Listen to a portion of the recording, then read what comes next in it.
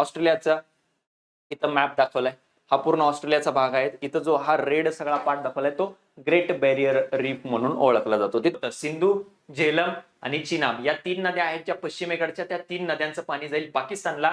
रावी, सतलज, बियास या ज्या पूर्वेकडच्या नद्या आहेत याचं पाणी असेल भारताला.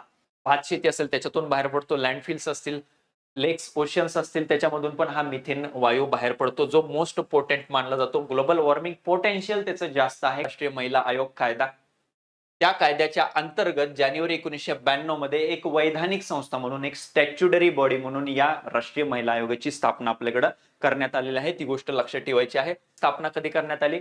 12 ऑक्टोबर 1993 ला protection of human rights act नावाचा आपल्याकडे कायदा पास करण्यात आलेला होता. त्याच्यानुसार त्याची स्थापना करण्यात आली. नंतर जी 69वी घटना दुरुस्ती झालेली होती, 69th अमेंडमेंट जी झालेली होती, त्याच्यानुसार राष्ट्रीय राजधानीचा दिल्ली केंद्रशासित प्रदेश असा दर्जा तिथं देण्यात आला.